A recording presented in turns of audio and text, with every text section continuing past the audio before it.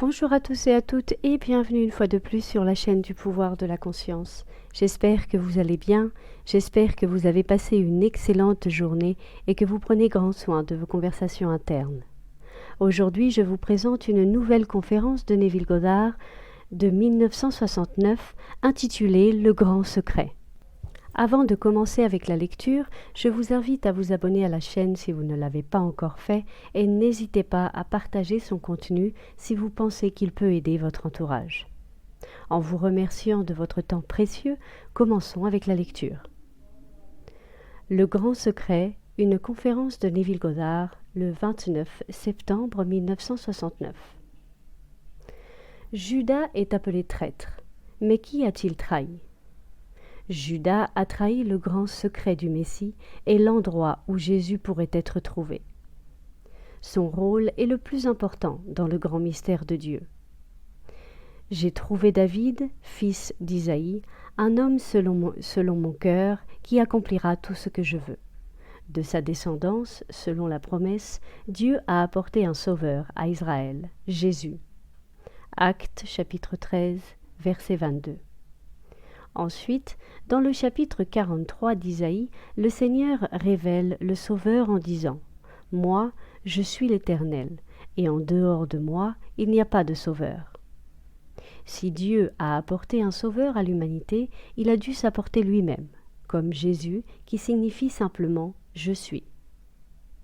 Cela a été révélé dans les grandes déclarations du « Je suis ».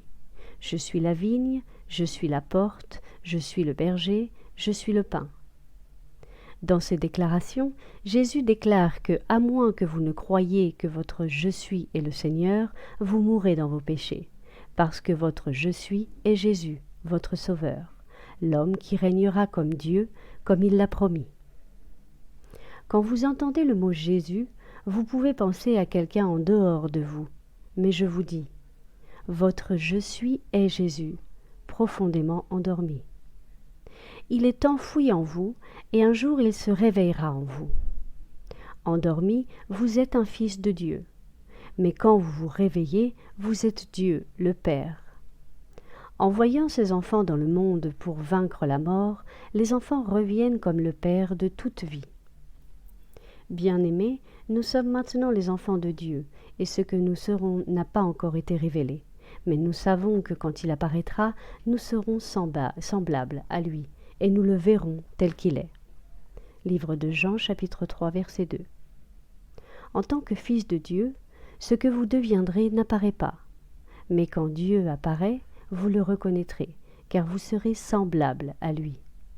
C'est le grand secret messianique. Et lorsque ce secret se découvre en vous, vous comprendrez l'importance de séparer les mots Jésus et Christ, comme il est dit dans le livre de l'Apocalypse. Viens, Seigneur Jésus, et son Christ. Car le Christ est le Messie, le grand fils de David, qui vous révèle comme son Père, Jésus. L'homme a complètement oublié le mystère et parle de Jésus comme d'un petit homme né d'une femme il y a 2000 ans, alors que Jésus est Dieu lui-même. Votre conscience d'être est Jésus, qui est Dieu le Père. Le grand secret de la foi chrétienne est la révélation de la paternité de Dieu et de la fraternité de l'homme. La paternité de Dieu, c'est Jésus en vous. Ne vous rendez-vous pas compte que Jésus et son Christ sont en vous ? David, le Christ, n'est-il pas venu en esprit et a appelé Jésus Seigneur ? Si David n'était pas en vous, vous ne saurez jamais que vous êtes Dieu le Père. Un jour, David est sorti de moi. Il s'est tenu devant moi et je savais exactement qui il était et quelle était notre relation l'un envers l'autre, même avant qu'il ne m'appelle Père. Maintenant, je sais que tout le monde vivra un jour la même expérience, car il n'y a qu'un seul Dieu, un seul Père. Nous sommes tous membres de ce seul corps que nous partageons dans cette merveilleuse conclusion promise, car tout se résout en celui qui est Dieu, le Père. Ainsi, Judas révèle le secret messianique en vous disant que vous trouverez le Seigneur Jésus dans le ciel, et que le ciel est en vous. Si quelqu'un dit « Viens, vois, il est ici ou là », ne le croyez pas, car le royaume des cieux est en vous. Quand vous trouvez Jésus, votre voyage est terminé. Alors, votre cœur s'ouvrira à tous, car vous saurez qu'ils sont vos frères. Ils ne seront pas des fils de Dieu. Vous êtes déjà des dieux, des fils du Très-Haut, devenant Dieu lui-même. Dieu est capable de se donner à vous comme s'il n'y en avait pas d'autre, seulement Dieu et vous. Croyez cela, et l'histoire la plus incroyable jamais racontée, qui est le modèle du salut, se déploiera en vous pour vous révéler comme Dieu le Père. C'est l'histoire de la Bible. L'Ancien Testament est une prédiction, tandis que le Nouveau est son accomplissement, écrit comme un brouillon. Paul a écrit ces 13 lettres au moins 20 ans, chronologiquement parlant, avant le premier évangile, qui est celui de Marc. Cependant, aucun livre ne l'explique complètement. J'ai fait de mon mieux pour expliquer comment cela s'est déroulé en moi et comment je suis parvenu à la pleine réalisation de moi-même en tant que Dieu le Père. Je vous dis qu'il n'y a pas d'autre Dieu, pas d'autre être. Dieu a vraiment envoyé ses fils dans ce monde. Il vous a choisi en lui-même avant la fondation du monde. Vous êtes ici pour accomplir un travail particulier. Et quand vous l'aurez fait, vous direz « Père, j'ai accompli l'œuvre que tu m'as confiée. Maintenant, que revienne à moi la gloire qui était mienne, la gloire que j'avais avec toi avant que le monde fût. » En tant que fils, vous rayonnez la gloire de Dieu. Mais quand vous revenez, vous êtes cette gloire, vous êtes ce Dieu. Dieu le Père transforme ses enfants en lui-même en nous donnant son propre Fils, qui révèle notre véritable identité. Voilà le mystère de la vie à travers la mort. Il y a un schéma dans ces 39 livres de l'Ancien Testament qui se réalise dans le Nouveau. Paul exhorte tous à suivre le modèle de la véritable parole que vous avez entendue de moi. Ici, il vous dit que ces paroles sont vraies, mais il ne les prononce pas. Il fait la déclaration « Quand Dieu a bien voulu me révéler son Fils, je n'ai pas cherché conseil auprès de la chair et du sang. » Mais il ne raconte pas l'expérience. Paul a été le premier à utiliser le mot Christ, qui signifie Messie, et signifie Dieu a touché, a fait contact. Descendant sur un fils sous forme corporelle comme une colombe, Dieu a touché ce fils à travers le sens du toucher. Ce contact est le don de l'Esprit Saint, et c'est ainsi que Dieu scelle son don. Dans l'Ancien Testament, Dieu a déclaré David comme son fils. Et dans le Nouveau Testament, David vient en esprit et vous révèle comme son père. C'est le grand secret que Judas a trahi. Ayant eu les expériences, Judas a trahi le secret messianique et a révélé où Jésus pourrait être trouvé et qui il était. Jésus est en vous comme votre souffle de vie. Un jour, il se réveillera, et en se levant en vous, vous vous lèverez. À ce moment-là, vous serez sauvés de ce monde de mort et transformés en Dieu de toute vie. C'est l'histoire du christianisme. N'attendez pas que le Christ vienne de l'extérieur. Des centaines de millions attendent qu'il vienne pour changer le monde, mais il ne changera pas.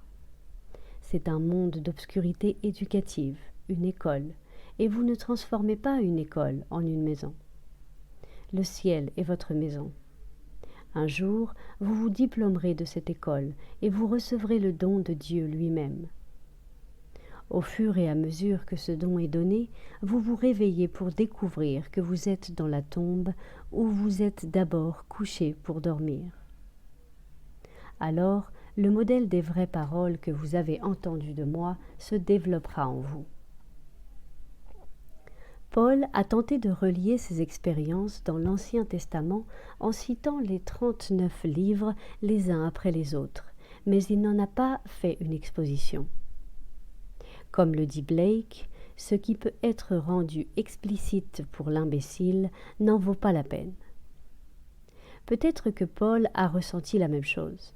Pourquoi l'expliquer quand le désir de comprendre obligera à chercher dans les Écritures et à se demander pourquoi, quoi, où et quand? Si vous vous posez ces questions, vous trouverez leur réponse en vous. Je vous dis, Dieu est littéralement devenu vous pour que vous deveniez Dieu. Et en devenant Dieu le Père, vous ne perdez pas votre individualité. Vous n'êtes pas seulement un membre de ce merveilleux corps, partageant à la fin du but de toute chose, mais vous êtes le corps, car vous êtes son esprit animé. Vous êtes le tout, car en Dieu il n'y a pas de division, et personne ne se perdra. Bien que les évangélistes nous disent que, puisque nous péchons, nous nous perdrons, mais ce n'est pas la volonté de Dieu que personne ne se perde, car Dieu se perdrait. Vous ne pouvez pas dire « je suis » à moins que Dieu ne soit en vous. Vous pouvez être un insensé, mais vous savez toujours que vous êtes vous. Vous pouvez ne pas savoir qui vous êtes ou ce que vous êtes. Mais vous ne pouvez pas cesser de savoir que vous êtes. Cette conscience est Dieu et il n'y en a pas d'autre. Judas révèle la bonne nouvelle que Dieu lui a faite. Quel courage il faut pour comprendre ce message. Les évangélistes donnent de bons conseils ce soir, disant à tous comment vivre, quoi dire et comment agir. Mais les évangiles nous apportent la bonne nouvelle du salut, nous disant que Dieu est vraiment devenu ses enfants pour les transformer en lui-même, pour qu'ils se lèvent comme Dieu, le Père. Tous les enfants ne sont pas partis. Dans l'histoire du fils prodigue, on nous dit que celui qui est resté se plaignait. Il pensait qu'il n'avait rien, mais il avait tout. Vous pouvez posséder le monde, mais vous ne le savez pas. Vous pouvez mourir de faim par manque de nourriture. Une banque peut détenir 1 milliard de dollars à votre nom, mais si vous ne le savez pas, vous ne ferez pas de chèque. Mais quand vous vous rendez compte de qui vous êtes vraiment, vous saurez que tout vous appartient. Alors vous direz « Moi et mon Père sommes un, et tout ce qui est à moi est à lui, et tout ce qui est à lui est à moi. » Après la grande résurrection, vous jouerez le rôle de Judas et vous direz à tous ceux qui entrent dans votre monde qui est le Messie et où Jésus pourrait être trouvé. Je ne peux pas vous expliquer mon émotion lorsque je reçois des lettres de vous contenant les expériences bibliques que vous avez eues. J'ai reçu une lettre d'une jeune femme qui est encore à l'école. Elle se spécialise en musique et veut devenir compositeur. Dans sa lettre, elle a dit « J'ai un ami cher qui fêtait son anniversaire et je voulais lui offrir quelque chose de spécial. Cela ne devait pas être matériel. Cela pouvait être quelque chose que je dise ou que je fasse dont il pourrait être fier. Je me suis endormie en y pensant, quand je me suis réveillée à 2 heures du matin avec un souvenir vif de ce rêve. J'étais assise sur mon lit avec ma mère et mon père à proximité. Mon père m'a remis 3 disques en disant « Garde-en 2 et donne le 3e. Il l'aimera et ne se lassera pas de l'écouter. » Ensuite, j'ai tenu une feuille de musique contenant les notes à partir desquelles le disque a été réalisé. J'ai vu que le titre de la composition était « Christ » et que le nom du compositeur était Olam. Elle a vu correctement. Le mot « Olam » signifie « quelque chose de caché, tenu à l'écart de la vue ». Un garçon, un jeune homme, un adolescent. Et se traduit par « éternité ». Dans la déclaration, Dieu a mis l'éternité dans l'esprit de l'homme, mais il ne peut découvrir ce que Dieu a fait qu'à la fin. Quand votre voyage touchera à sa fin, vous trouverez ce jeune éternel qui est le Fils de Dieu, David. Il est Olam, la jeunesse éternelle, le compositeur de la musique, qui parle de lui-même car il est le Christ des Écritures, Jésus. Le Seigneur et Christ, son Fils, sont en vous. Séparez les deux. Le Christ n'est pas un titre donné à Jésus, mais sa puissance et sa sagesse, qui sont venus dans le monde pour accomplir sa volonté. Jésus est le Sauveur, donc il n'y en a qu'un. Je suis le Seigneur, ton Dieu, le Saint d'Israël, ton Sauveur, et en dehors de moi, il n'y en a pas d'autre. Voici donc une jeune fille, encore à l'école, qui a trouvé le Christ, le compositeur et la composition. Vous ne pouvez épuiser le sujet du Christ, mais l'homme l'interprète toujours mal. Les foules croient que quelques hommes ont été crucifiés sur une croix par les Juifs, mais Jean nous dit « Ils ne savent pas qui ils adorent, mais nous savons qui nous adorons, car le salut vient des Juifs. » Si vous pensez à un Juif physique, vous vous trompez. Un Juif est un Israélite qui n'est pas un descendant d'Abraham selon la chair, mais l'élu de Dieu de n'importe quelle race ou nation. L'Ancien Testament est le livre des Juifs, duquel vous, en tant que fils de Dieu, venez dans ce monde pour l'accomplir. Toute expérience mystique, si elle est annoncée par un mot de l'Ancien Testament, est prédestinée, écrite par les serviteurs de Dieu, les prophètes. L'ordre chronologique de l'Ancien et du Nouveau Testament n'est pas précis. Matthieu est le premier livre de notre Nouveau Testament, mais Marc est venu avant Matthieu. Et les lettres de Paul ont été écrites avant les 4 évangiles. Nos ancêtres de l'Église ont arrangé les livres tels qu'ils apparaissent maintenant, mais ils ne donnent pas le véritable ordre de l'image qui se développe, tout comme les livres de l'Ancien Testament ne le font pas. Paul a découvert le modèle qui se déployait en lui et a partagé ses expériences. Dans sa 2e lettre à Timothée, il l'a exhorté à ne pas s'écarter de mon évangile, mais il ne l'a pas expliqué. Je vous ai dit l'ordre chronologique tel que cela m'est arrivé. La crucifixion marque le début du voyage dans le temps. En sortant du Père, vous venez dans le monde en étant crucifié dans l'humanité. Comme l'a dit Paul, je ne connais que le Christ et lui crucifié. Mais le drame de la rédemption commence par votre résurrection de l'humanité et votre naissance spirituelle. Alors, vous découvrirez la paternité de Dieu à travers votre fils David, qui est le Christ, vous nommant Père. C'est le cadeau que Dieu se fait à travers ses enfants, le don de la paternité. Un jour, vous découvrirez cette vérité par la trahison du grand secret du Messie. Judas révèle non seulement le grand secret, mais vous dit où trouver Jésus. Il est dans le jardin, tel l'arbre de vie. Blake le savait. C'est pourquoi il disait « Les dieux de la terre et de la mer cherchaient dans la nature cet arbre. Mais leur quête était vaine, il pousse dans le cerveau humain. » Un jour, cet arbre, dont les racines sont dans votre cerveau, se révélera, et l'histoire de Jésus et de son Christ se déroulera en vous. Vous et moi étions des enfants de Dieu avant d'entrer dans ces vêtements de mort. Quand nous retournerons, nous aurons ajouté à Dieu le Père, mais nous resterons individualisés. Je ne peux pas vous dire la joie, l'extase qui vous attend lors de votre retour, car vous êtes sortis du Père et vous êtes venus dans le monde. Maintenant, vous quitterez le monde et retournerez au Père comme le Père. Ainsi, le don de Dieu pour vous est le Christ, qui est son Fils, David. Et le don du Christ est l'esprit de vérité qui se déploie pour révéler sa véritable identité. En tant que fils, vous êtes venus dans le monde pour faire la volonté de celui qui vous a envoyé. Et à la fin, vous découvrirez que vous vous êtes envoyé vous-même, car vous aurez trouvé David, le fils d'Isaïe, je suis, un homme selon votre propre cœur qui a fait toute votre volonté.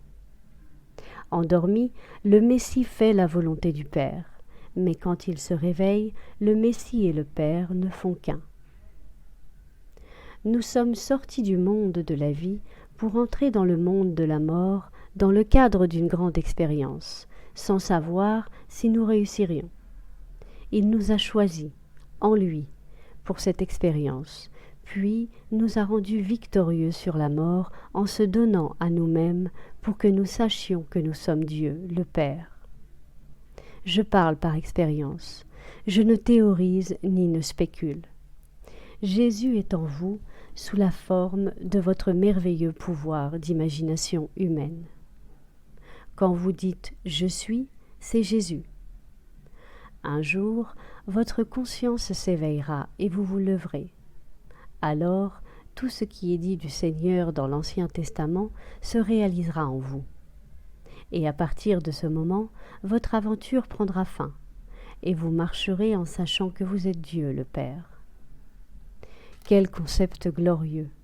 Dieu s'est vraiment donné à tous pour une grande expérience qui ne peut échouer en personne, même pas en un tyran.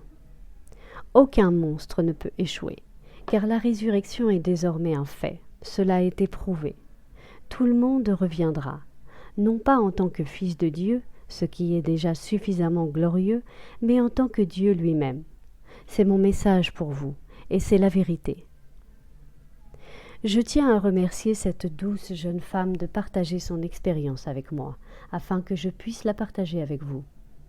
Désireuse de s'exprimer avec amour avec quelqu'un qu'elle respecte, elle voit ses parents, le symbole de son pouvoir créatif, entrer dans sa chambre. Son père lui dit de garder 2 disques et de donner l'autre. Il l'aimerait et ne se lasserait pas de l'écouter. La musique a été composée par Olam, l'éternelle jeunesse, et son titre était Christ. Ici, le compositeur écrit à propos de lui-même, tout comme l'homme le fait ici. Chaque livre que vous lisez sont les pensées, les croyances et les sentiments d'un homme sous forme écrite. Il a dû acquérir la capacité d'écrire et n'importe qui peut le faire. Allez à l'école, apprenez et maîtrisez la technique de l'écriture. Alors, lorsque vous commencez à écrire, vous découvrirez que vous ne pouvez écrire que les pensées qui imprègnent votre propre esprit. Vous pouvez penser que vous êtes séparé de vos pensées, mais vous et vos pensées ne font qu'un. Alors vous écrivez tout sur vous-même. Ainsi, Olam, l'éternelle jeunesse, a composé la composition Christ qui parle entièrement de lui-même, et toi, ô Christ, tu ne te lasseras jamais d'entendre ton incroyable histoire. Maintenant, entrons dans le silence.